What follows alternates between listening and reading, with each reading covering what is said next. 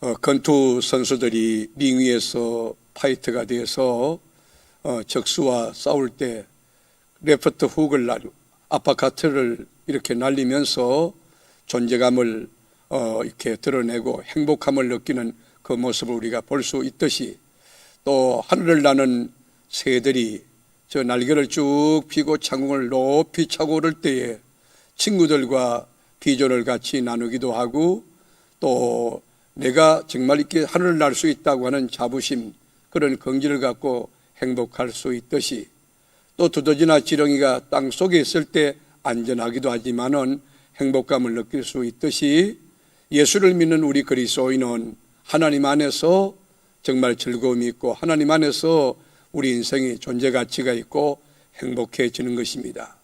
하나님을 사랑하는 사람은 말씀을 사모하고 사랑할 수 있습니다. 여러분, 말씀이 뭡니까? 말씀은 하나님이세요. 신구약 66권 그 자체가 하나님이라고. 말씀은 우리 영혼의 양식일 수 있고 우리 인생의 좌표일 수가 있고 영혼의 북극성이에요. 영혼의 나침판과 같은 것이죠. 우리 인생의 해답서예요. 해답서. 우리 인생을 어떻게 살아야 되나, 우리 가정 경영 어떻게 해야 되나, 또 국가를 어떻게 경영해야 되나, 정치, 경제, 사회, 교육, 문화, 모든 것이 총망라되어서 있는 인생 이 제품의 사용 설명서가 뭐냐? 성경 말씀이 되는 것입니다. 우리가 건축가들이 집을 지을 때 고딕으로 짓든지 현대 건축 양식으로 짓든지 그 방법은 별 문제가 안 되는 거지요. 우리 현대 건축 양식의 하이테크 방법이나 포스트 모던 방법, 뭐 이렇게 건축 방법이 다양하지만은 어떤 방법으로 하든지 가장 중요한 것이 뭐냐? 설계 도면인 것이에요. 설계 도면. 설계 도면대로 그 건축을 완성해 가는 것 아니겠습니까? 그것이 우리 그리스도인에겐 뭐냐면 하나님의 말씀입니다. 하나님이 온 우주 만물을 창조하실 때도, 우리 인간의 역사에 개입하여 역사를 주관하실 때도 그 원리와 법칙이 있습니다. 하나님의 매뉴얼이 있어요. 그게 이 성경 말씀이에요. 성경 말씀. 이 성경책 안에 이 개인의 역사나 또 인류 공동체, 나라의 문제, 모든 것이 다 들어있어요. 그래서 우리 기독교를 가리켜서 말씀의 종교라 그렇게 이야기하는데, 천지를 창조하실 때도 주님이 말씀으로 창조했고, 죽은 나사로를 살릴 때도 나사로에 일어나라 말씀으로 살려냈고, 풍랑이는 거친 바다를 잠잠케 하실 때도 말씀으로 바다에 고요하라, 바람아 거쳐라, 그 말씀대로 모든 것이 이루어지게 된 거예요. 그러니까 말씀은요, 권세가 있는 것이, 말씀은 능력이 있는 것이. 우리가 창세기 1장에 보면 천지 창조하실 때 그 내용물, 또 순서, 여러분 굉장히 귀하죠. 거기 보면 물리학이 있습니다. 천문학이 있어요. 기상학이 있어요. 생명과학, 지구과학, 모든 것이 총망라되어 있어요. 모든 학문이 거기 다 있어요. 그런데 성경은 그 창조의 원리를 가학적이다 그렇게 말하고 있지 않아요. 또 그렇게 설명하지도 아니해요. 그렇게 할 이유가 없다는 거예요. 그냥 창세기 1장 1절에 보면 태초에 하나님이 천지를 창조하시나 끝. 그럼 얼마나 권위 있습니까? 이 하나님 말씀이 그렇게 정확하고 확실하고 권세 있다는 거예요. 이것이 하나님 말씀이. 그래서 우리가 창세기 1장 1절부터 2장 3절까지 쭉 읽어보면 여러분이 한번 분석해 보세요. 가서 한번 연구해 보시죠. 그거 보면은 하나님이 이르시되 하는 단어가 10번이 나와요. 하나님이 말씀하시되 이렇게 해석할 수 있어요. 하나님이 이르시되 그것이 10번이 나오는데, 여기 보면 있으라 하는 명령도 7번이 나와요. 7번. 무슨 말입니까? 천지 만물은 유무형 모든 것은 하나님의 말씀으로 지어졌다고 하는 것이. 하나님이 이르시되, 하나님이 가라사대 있으라 있을지어다. 여러분, 그런데 그 뒤에 여러분 결론이 뭐냐면 그대로 되니라. 거기 6번 나와요. 다 같이 그대로 되니라. 여러분 무슨 말입니까? 하나님 말씀은 1.1획도 변함없이 그대로 된다는 거예요. 오늘도 선포되는 말씀 그대로 되는 그 역사의 주인공이 바로 여러분 되기를 축원합니다. 아멘. 깜깜한 허공에 빛이 있으라 그럴 때 무시무종이 시간도 없고 공간도 없고 흑암 가운데 빛이 있어지는 거예요. 그게 태양이 아니에요. 여러분, 땅에 각종 풀과 씨 맺는 채소와 열매 맺는 나무를 내라. 우리 하나님이 명령하셨을 때 그대로 되리라. 그대로 되리라. 그때부터 항구했던 땅 대지 위에 장미꽃이 피고 튤립 꽃이 피고 그리고 이 백합화가 피고 그리고 수선화 민들레 나팔꽃, 여러분 아시는 모든 식물들이 막 이 땅에서 태어나서 이 싹을 틔우고 꽃을 피우고 열매 맺기 시작한 거예요. 그리고 우리가 조금 이 논리적인 비약이지만 여섯째 날이 됐을 때 하나님이 명령했어요. 가축과 기는 것과 땅의 짐승을 종류대로 내라 그랬어요. 그러자마자 하나님 말씀 그대로 되는데 뭐냐? 개가 나오고 돼지가 나오고 고양이가 나오고 사자와 곰이 나오고 하이에나, 임팔라 같은 동물들이 나오고 그리고 여러분 90만 종이 넘는 곤충들이 막 생기기 시작한 거예요. 주님이 있으라. 주님께서 땅으로 하여금 이것을 내라. 그대로 되니라. 여러분, 그래서 하나님 말씀이 이렇게 중요한 걸 알았던 종교개혁자 마틴 루터는 솔라 스크립추라, 오직 말씀이라고 하는 기치를 가지고 이 종교개혁을 한 것이죠. 여러분, 하나님 말씀이 얼마나 정확하냐면 제가 다른 거 안 하고 오늘 예수님에 대하여 약간 그 예수님에 대하여 예언된 말씀이 예수님의 삶에 이루어졌느냐 이 검증을 하는데 이것만 잠깐 하겠는데 이것만 해도 제가 몇 시간 여러분 강의할 수 있어요. 성경 공부할 수 있어요. 우리 예수님에 대하여 구약의 많은 선지자가 이야기했잖아요. 예를 들어서 예수님이 처녀의 몸에서 태어난다. 여러분, 이사야 선지가 이야기했어요. 이사야 7장 14절에 보면 나와 있어요. 다 같이 읽어볼까요? 그러므로 주께서 친히 징조를 너희에게 주실 것이라. 보라, 처녀가 잉태하여 아들을 낳을 것이요 그의 이름을 임마누엘이라 하리라. 여러분, 이사야 선지에게 하나님의 말씀이 임하여 예언한 거예요. 아기를 놓긴 놓는데 처녀가 아기를 낳을 것이다. 그 이름이 임마누엘이라 하리라. 자, 그러면 이것이 신약에 와서 이루어졌느냐는 거예요. 우리 마태복음 1장 24절 25절 다 같이 읽을까요? 요셉이 잠에서 깨어 일어나 주의 사자의 분부대로 행하여 그의 아내를 데려왔으나 아들을 낳기까지 동침하지 아니하더니 나음의 이름을 예수라 하니라. 예, 요셉과 여러분 정혼했지만 여러분 이 아이를 낳기까지, 예수를 낳기까지 동침하지 아니했다. 이 동정녀 처녀예요. 처녀의 몸에서 태어난 그것을 이사야 선지는 이미 예언한 거죠. 하나님의 영이 임하니까. 그뿐입니까? 예수님이 태어난 장소가 어디입니까? 베들레헴이죠. 떡집이죠. 그게 여러분 구약에 보면 미가서 5장 2절에 예수님이 베들레헴에서 태어난 걸 이야기했어요. 같이 읽어볼까요?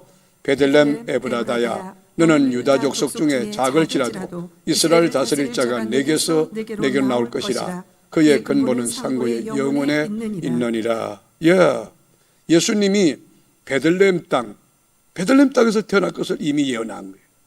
그런데 진짜 베들레헴에 태어났는가? 마태복음 2장 1절 보겠습니다.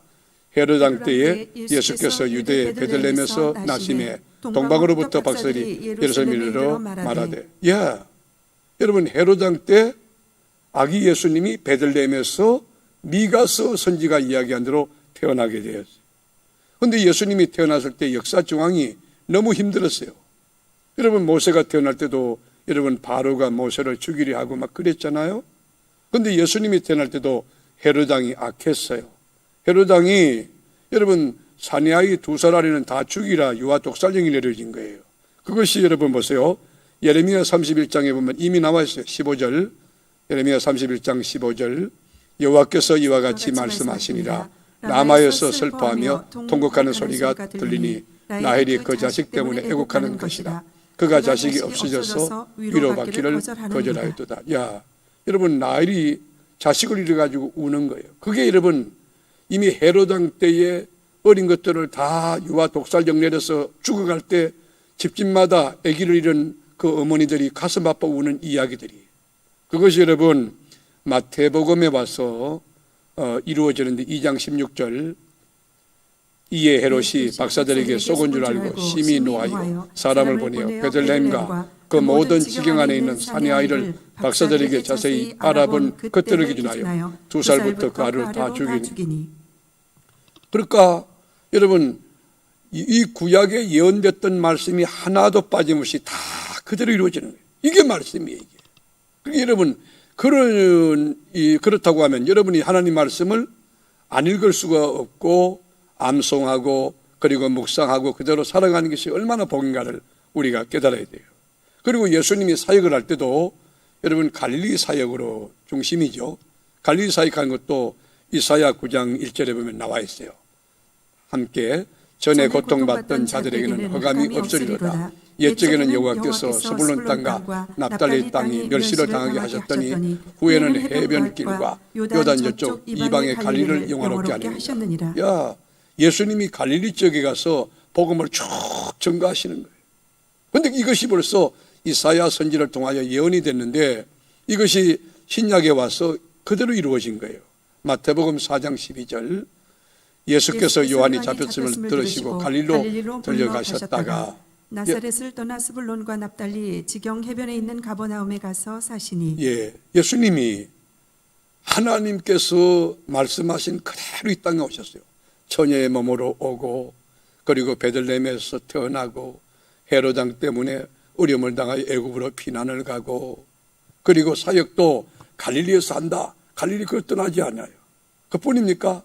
예수님이 만왕의 왕으로 예루살렘 입성하잖아요. 어린 나귀 새끼 타고 입성하잖아요. 그것이 이미 구약에 예언됐던 거예요. 스가랴 9장 9절 볼까요? 스가랴 9장 9절, 시온에 따라 크게 기뻐할지어다. 예루살렘에 따라 즐거이 부를지어다. 보라 내 왕이 내게 일하시나 그의 공의로우시며 구원을 베푸시며 겸손하여 나귀를 타시나니 나귀의 작은 것 곧 나귀 새끼니라. 예, 예수님이 나귀 새끼를 타고 예루살렘의 만왕의 왕으로 입성할 것을 이 스가랴 선지를 통해서 예언해 놓은 거예요. 그런데 그것이 신약에 와서 다 이루어진 거 아닙니까? 우리가 누가복음 19장 35절, 그것을 예수께로 끌고 와서 자기들의 겉옷을 나귀 새끼 위에 걸쳐놓고 예수를 태우니 가실 때에 그들이 자기의 겉옷을 길에 펴더라. 이미 감난산 내리막길에 가까이 오심에 제자의 온 무리가 자기들이 본 바 모든 능한 일로 인하여 기뻐하며 큰 소리로 하나님을 찬양하여. 네. 여러분 어린 나귀 새끼 타고 예루살렘에 입성하실 때 여러분 연변에 섰던 많은 군중들이 호산나 외치면서 주님을 찬송하죠. 어디 그뿐입니까? 예수님의 제자 가운데 가룟 유다 있죠. 머리가 좋습니다. 공부를 좀 했어요. 이 먹물을 튀긴 사람이에요. 여러분 이게 정말 공부를 잘못하게 되면 정말 제대로 공부하면요 하나님 앞에 겸손합니다. 이게 제대로 학문을 하지 못하면 교만하기 쉬워요. 그게 신앙의 장애물, 걸림돌이 될 수 있어요. 가룟 유다라고 하는 사람 똑똑하니까 재정부장을 맡겼거든요. 그런데 그 사람이 제사장 찾아가서 예수님을 파는 것을 제안을 해요. 그래서 은 30에 팔려요. 그런데 은 30에 팔리는 것도 구약의 스가랴 선지가 이미 예언해놨어요. 스가랴 11장 12절, 내가 그들에게 이르되 너희가 좋게 여기거든 내 품삯을 내게 주고 그렇지 아니하거든 그만두라. 그들이 곧 은 30개를 달아서 내 품삯을 삼은지라. 여러분 이 가룟 유다가 예수님 서성 예수를 은 30에 팔 것을 이미 구약에 예언해 놓은 거예요. 그런데 그것이 신약에 와서 그대로 이루어져요. 우리 마태복음 26장 15절, 내가 예수를 너희에게 넘겨주리니 얼마 주리라 하니 그들이 은 30을 달아주거늘. 예, 보십시오. 여러분 이것뿐만 아니에요. 예수님이 십자가상에 달려서 그제 머리에 가시 멜류관 쓰고 양손과 발에 못을 받고 옆구리에 창을 받고 죽으시잖아요. 죽을 때 여러분 우리 주님이 너무 절박해서 절규하는 거예요. 나의 하나님 어찌하여 나를 버리시나이까. 여러분 그것을 시편 22편 1편을 낭송한 거거든요. 시편 22편 볼까요? 시편 22편 1절, 내 하나님이여 내 하나님이여 어찌 나를 버리시나이까 어찌 나를 멀리하여 듣지 아니하시며 내 신음소리를 듣지 아니하시나이까. 우리 주님이 죽을 때 내 하나님 어찌 나를 버리십니까? 여러분, 이 절규하는 그것이 신약에 와서 그대로 이루어져요. 마태복음 27장 46절 제90점에 예수께서 크게 소리질러 이르시되 엘리 엘리 라마 사박다니 하시니 이는 곧 나의 하나님 어찌하여 나를 버리셨나이까 하는 뜻이라. 예수님이 십자가상에 달려서 엘리 엘리 라마 사박다니 어찌 하나님 나를 버리십니까? 우리 주님이 여러분 죄도 모르고 죄가 없지만은 인류의 죄를 걸머졌기 때문에 하나님이 버리신 거예요. 하늘도 빛을 잃어버렸어요. 그 절규를 여러분 이 시편에 이렇게 예언되어 놨던 말씀을 예수님이 십자가상에서 그대로 하는 거예요. 어디 그뿐입니까? 우리 주님의 부활 문제도 마찬가지. 부활도 우리 주님이 부활할 것을 이미 시편에 예고되어 난 말, 성경에 보면 예고되어 있어요. 예수님의 부활이. 그런데 그대로 주님이 부활하셨거든요. 그러니까 여러분 하나님 말씀은 100% 그대로 이루어진다는 사실이에요. 아멘. 그러니까 여러분이 이 귀한 말씀을 매일 읽고 읽는 자가 복된 줄 믿습니다. 아멘. 듣고 묵상하고 암송하고 그대로 살아가면 이 말씀대로 되는 거예요. 우리 세계롭게 교우들은 이 말씀대로 되는 역사 있기를 축복합니다. 아멘. 내년도는 여러분 우리가 말씀으로 돌아가는 해로, 물론 지금까지도 우리가 그렇게 하죠. 내년은 더 말씀에 집중하고 말씀으로 돌아가서 우리가 말씀 가운데 하나님의 뜻을 이루며 살려고 몸부림칠 겁니다. 특별히 마라새 같은 건 말씀으로 하루를 여는 새벽, 여러분 아침에 한 7분 정도 그 말씀을 딱 받고 삶의 방향을 설정하고 그대로 열심히 사십시오. 그 말씀 속에 위로가 있고 소망이 있기를 축복합니다. 그 말씀 붙들고 살다가 저녁에 여러분 퇴근해서 9시나 8시 반 정도 이제 여러분의 의견을 전부 다 수렴해가지고 시간을 정하겠지만 9시쯤 돼서 예를 들어서 여러분 가족들이 전부 직장에서 들어와 학교에서 들어와서 식사를 마치고 성경책 앞에 다 둘러앉는 거예요. 그래서 성경 말씀을 펴고 하루 3장씩 읽는 거예요. 그럼 1년의 목표가 뭐냐? 1년에 1독하는 1독. 그리고 여러분 신구약 성경 66권 책별 공부하고 내년은 우리 교우들이 여러분 하나님 말씀 가까이 이렇게 쓰는데 하나님의 말씀으로 위로받고 하나님 말씀으로 능력 얻고 하나님 말씀으로 여러분 하늘의 문이 열리고 길이 열리고 감사하며 복되게 사는 여러분 되기를 축복합니다.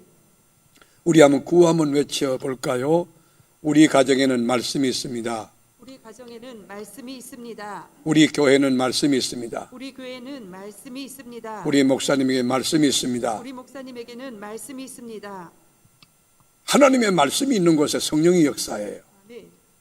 막 우리가 방언하고 예언하고 막 환상 보고 귀신 축사하고 그거는 여러분 한 현상이 현상.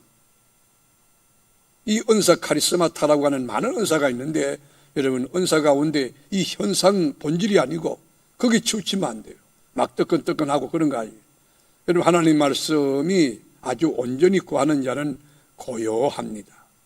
말씀으로 신앙이 다져진 사람, 하나님의 말씀에 깊이가 있는 사람, 말씀이 중량이 있는 사람은요 어떤 경우도 그렇게 경거망동하거나 또 이 좌절하고 낙심하지도 아니하고 호들갑들지도 아니에요. 하나님께서 하시는 일이니까, 우주의 주인이 하나님이니까, 이 교회의 주인이 하나님이니까 걱정하지 않아요. 자, 이렇게 귀한 말씀이 하나님 말씀 그대로 되어지잖아요. 여러분 가정에 하나님 말씀을 읽고 그리고 은혜 받고 그대로 살아가는데 조금 지나면 그 말씀이 여러분 가정에 이루어지는 역사를 체험할 거예요. 하나님 말씀이 이루어지는 가정 되기를 축원합니다. 아멘. 주일날 말씀을 선포했는데 그 말씀 은혜 받아서 그대로 순종하며 사는 거예요. 그런데 지나놓고 보니까 우리 가정에 그 말씀이 다 복으로 임하는 거예요. 그래서 오늘 본문에 보면 하나님의 말씀이 뭐냐, 하나님 말씀의 특장이라든지 말씀의 성격이라든지 이 성질에 대하여 히브리서 기자는 5가지로 정의해 놨어요. 아주 구체적으로. 첫째, 하나님 말씀은 뭐냐? 살아있다 그랬어요. 여기 살아있고 하는 말은 헬라어로 존이라는 말인데 존. 여러분 이게 뭐냐면 생명력이에요. 생명. 하나님 말씀은요 생명이 있어요. 생명.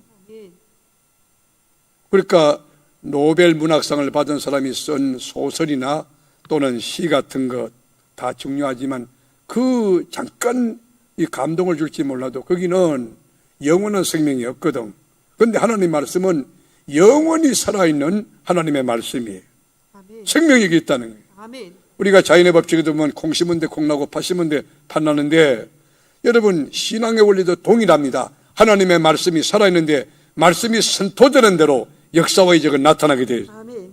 강대상에서 구원을 선포하면 구원받는 역사가 막 일어나고, 강대상에서 성령을 선포하면 성령 역사가 막 일어나고, 강대상에서 믿음을 선포하면 믿음의 사람이 막 일어나게 돼요. 아멘. 강대상에서 나사렛 예수 이름으로 명하노니 더러운 귀신아 떠나가라. 아멘. 그러면 귀신이 막 떠나가게 돼요. 아멘. 강대상에서 하나님의 사랑을 선포하고 건면하면 이 강대상, 우리 교회 공동체가 사랑의 공동체로 변모될 수 있는 이 강대상이 그래서 참 무섭기도 하고 중요하다고. 온유와 겸손을 선포하면 교인들이 참 온유하고 겸손한 사람이 되는 거예요. 불은 불을 낳습니다. 죽음은 죽음을 낳는 거예요. 그러므로 여러분 살아있는 하나님의 말씀이 들어가면 영혼이 삽니다. 하나님 말씀이 들어가면 가정이 삽니다. 하나님 말씀이 들어가면 여러분 자녀가 진리에 서고 영의 눈을 뜨고 귀가 열리고 하나님의 말씀 가운데 거하는데 말씀 붙들고 아이가 자라는 거예요. 속에 이 영적인 사람이 자라나는 거예요. 하나님 말씀이 들어가면 학교 캠퍼스가 삽니다. 하나님 말씀이 들어가면 나라가 사는 거예요. 우리나라가 하나님의 나라, 제사장의 나라가 되기 위하여 우리 기독교인이 기도하고 열심히 말씀 공부하고 모든 장소에 모든 기회에 하나님 이야기, 하나님의 말씀을 전언하고 또 선포하고 가르치는 그런 한국교회가 되어야 될 거예요. 하나님의 말씀은 과거에도 살아있고 지금도 살아있고 앞으로도 영원히 살아서 역사하는 줄로 믿습니다. 아멘.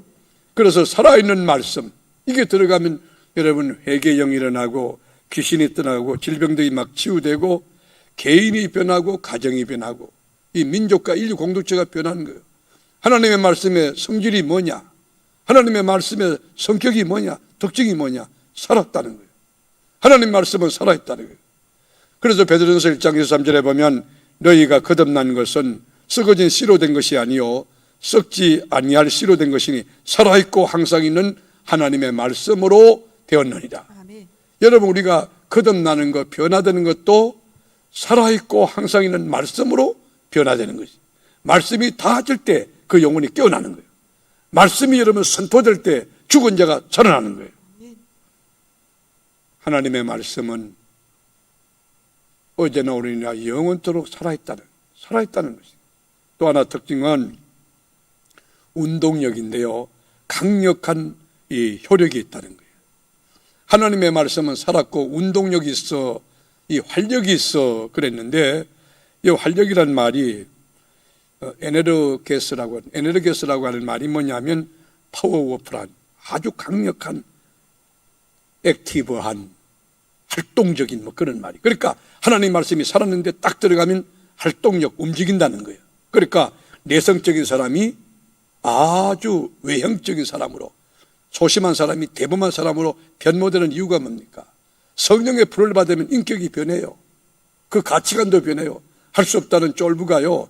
아직끔 하나님 계신데 뭐 기도하면 되지 뭐 그리고 실제로 하는데 하나님이 도와주시는 거예요. 그래서 이사야 55장 11절에 보면 이렇게 되어 있습니다. 내 입에서 나가는 말도 이와 같이 헛되이 내게로 되돌아오지 아니하고 나의 기뻐하는 뜻을 이루며 내가 보낸 일에 형통함이니라. 그렇게 뭐예요? 하나님 말씀은 살았고 운동력이 있어. 하나님 말씀, 살아있는 말씀이, 움직이는 말씀이 나가는데 그 말씀이 헛되이 너에게로 되돌아오지 않는다. 그 말씀대로 되는 줄로 믿습니다. 그 말씀대로 되어진다는 것이. 그뿐입니까? 하나님 말씀의 성격은 좌우의 날선 검보다 더 예리하다는 것. 여러분, 검이 뭐지요? 공격용 무기 아니겠어요? 물론 또 방어용도 되겠죠. 그런데 이 본문 히브리서가 기록될 당시는 검이라 그럴 때 여러분 한쪽 면은 무딘 거예요. 그리고 한쪽 면은 아주 날카롭고 예리하게 돼 있어요. 그런데 여기 오늘 본문에 보면 이 양면이다, 좌우에 날선 어떤 검보다 예리, 양면이 다 날서 있어요. 이 보통 칼이 아니에요. 가장 예리한 칼이에요. 무슨 말입니까? 양면으로 날카로운 이 칼은요, 못 자를 것이 없다는 거예요. 해결 못할 것이 없다는 거예요. 하나님 말씀 들을 때도 여러분 의사가 집도할 때 메스 되잖아요. 여러분 좌우에 날선 금 같은 말씀이 여러분을 찌르고 쪼개어서 여러분 수술할 건 수술하고 끊을 건 끊고 아멘. 새로운 능력으로 변화시켜 주시기를 축복하는 거예요. 아멘. 오순절날 베드로가 설교하지요. 많은 사람들에게 설교할 때 뭐라고 설교하느냐? 너희들이 나사렛 예수 죽였다고 말해요. 그때에 그 설교를 들었던 사람들이 막 가슴이 찔려가지고 어찌할꼬 막 떼굴떼굴 굶구는 거예요. 그게 뭐예요? 좌우에 날선 금과 같은 예리한 말씀이에요. 그래서 사도행전 2장 37절에 보면 이렇게 나와 있어요. 그들이 이 말을 듣고 마음에 찔려. 왜 찔렸을까요? 좌우에 날선 금보다 예리한 하나님 말씀이기 때문에 찔려서 베드로와 다른 사도에게 이르되 형제들아 우리가 어찌할꼬 하거늘.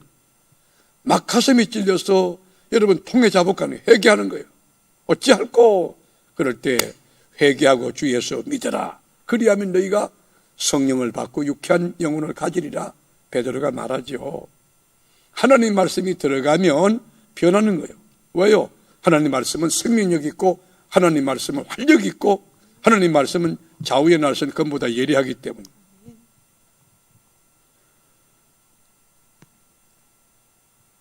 그 큰 배를 모는 선장이 예수를 믿긴 믿는데 예수를 엉터리로 믿었어요. 하나님을 제대로 믿지 않는 무늬만 크리스찬이지.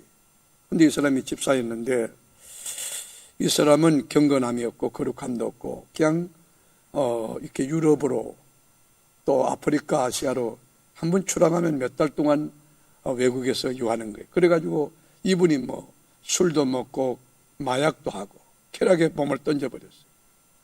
근데 어느 날 몸이 이상해서 한번 종합검진을 받아봤더니만 폐암 3기인데 그 암이 전이가 된 거예요.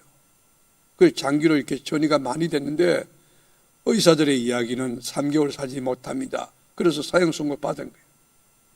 그래서 이분이 돌아와가지고 성경 말씀을 읽기 시작하는 거예요. 하나님 말씀을 읽다가 디모데후서 4장을 딱 들어왔는데 뭐냐면 너는 말씀을 전파하라. 때를 얻든지 뭐든지 항상 힘쓰라. 말씀을 전파하라는 말씀이 콱! 그 집사님을 찔른 거예요. 내가 지금까지 엉터리로 살았는데 주일을 성수하나 그 수요 예배를 드리나 새벽 기도를 제대로 하나 내가 어느 거 하는 거 한 가지 없다. 막 찔리면서 내가 앞으로 3개월 남았는데 내가 의미 있게 살아야지. 그러면서 여러분 큰 배를 몰던 선장이니까 아는 지인이 얼마나 많겠어요. 가서 얘기합니다. 나 사실은 예수 믿던 사람인데 교회 집사였는데 내가 예수 엉터리로 믿었다고 엉망으로 믿고 그 세상에 마구 살았다고. 그런데 내 몸에 이 폐암이 들어와서 그것도 암도 전부 전이가 돼서 3개월밖에 못 사는데 나같이 되지 말고 예수 믿고 구원받고 하나님 자녀 되고 천국 가자고. 이 선장이 복음을 전하기 시작한 거예요.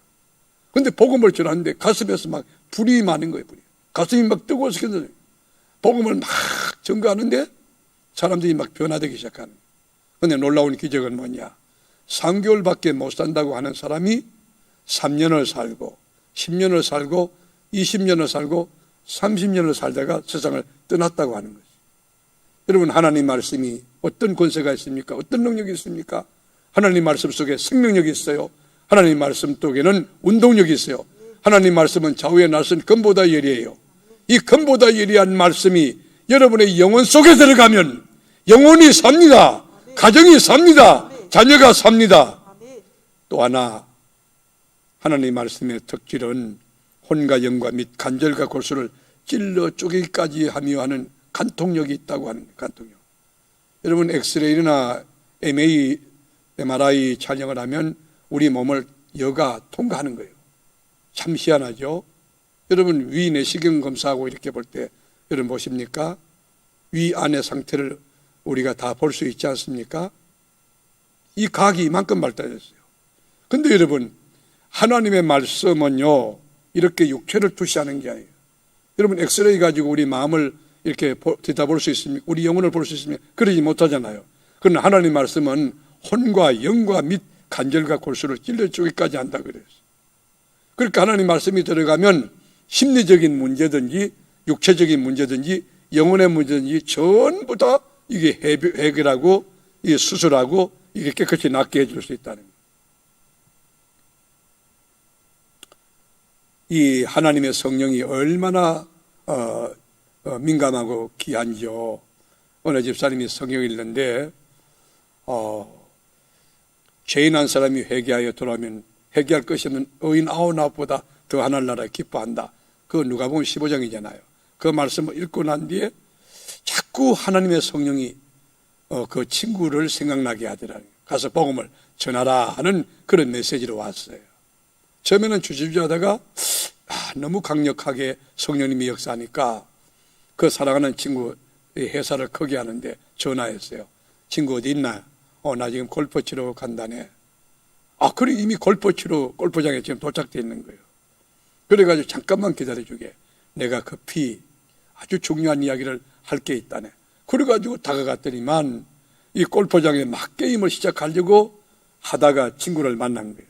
근데 이 친구가요, 하나님의 말씀을 많이 읽고 넓게 기도하는 사람이기 때문에 한마디 한마디가 하나님 말씀, 살았고 운동적인 말씀으로 그 친구에게 마음의 문을 놓게 했어요. 하나님이 어떤 분인가? 왜 예수가 이 땅에 오셨는가? 예수는 왜 죽으셨는가? 예수는 나와 어떤 관계가 있는가? 예수 믿으면 무엇이 좋은가? 얼마나 좋은가? 하나님 이야기를 쭉 하는 가운데 이 친구가 눈물을 쭉 흘리면서 내가 예수를 이렇게 진작 믿었어야 되니 늦게 믿게 됐구만. 눈물을 흘리더라는 거예요. 그래가지고 결심 기도를 시켰다는 거예요. 그러니 이분이 집으로 돌아올 때 얼마나 기쁜지 막 날라룰라 하며 집으로 돌아오는데 전화가 뚜루루 온 거예요.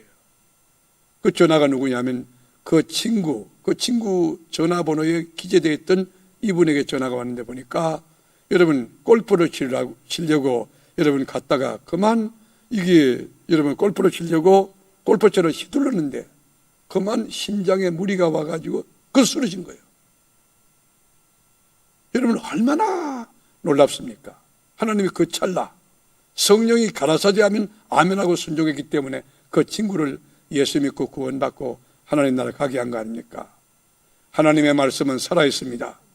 하나님의 말씀은 운동합니다. 좌우에 나선 것보다 예리합니다. 그리고 하나님 말씀은 판단력이 있어요. 무슨 말입니까? 마음의 생각과 뜻을 감찰하나니 그랬죠. 우리가 인생을 살다 보면 이게 옳을까 저게 옳을까 판단하기 어려울 때가 많죠. 그런데 여러분이 말씀을 많이 읽고 묵상하고 하나님의 말씀을 붙들고 사는 사람은요, 하나님의 말씀이 기준이 돼요. 하나님의 말씀이 딱 판단을 할 수 있는 능력을 줘요. 여러분 솔로몬의 지혜가 어디서 왔습니까? 여러분 솔로몬이 하나님 앞에 기도하다가 주님께 받은 말씀, 하나님이 지혜를 주니까 그게 무슨 학문적으로 제도적으로 공부해서 경험해서 그런 거 아니잖아요. 하나님의 말씀이 임하면 마음의 생각과 뜻을 말씀이 다 읽어내게 하시는 거예요. 말씀이 아주 온전히 깊이 거한 사람들은요, 이렇게 말씀의 기준이 있기 때문에 무슨 말이에요? 저거는 세상적인 이야기인데 저렇게 하면 안 되는데, 저분은 회사에서 사업을 할 때 경영할 때는 저기 합당하지만 교회 일은 저렇게 하면 안 되는데 분별력이 있어요.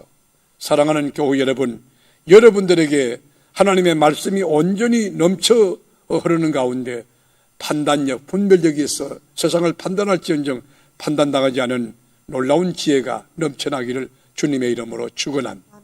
이제 우리는 하나님 말씀을 귀히 여기고 하나님을 사랑하기 때문에 말씀을 사모하는 거예요. 말씀을 사랑해서 살아가면요, 하나님 말씀 그대로 되어지는데, 여러분의 생애가 지금부터 천국 가는 그날까지 하나님 말씀을 귀히 여기 매일 읽고 묵상하고 그대로 살아가는데, 그 말씀대로 되어지는 역사가 늘 넘쳐나서 자존감도 높고 자아중요감도 있고, 그리고 내 인생이 부족함이 없고 잔이 넘친다고 고백하는 다윗의 목가적인 고백을 나와 여러분도 함께 할 수 있기를 주님의 이름으로 축원합니다. 기도하겠습니다.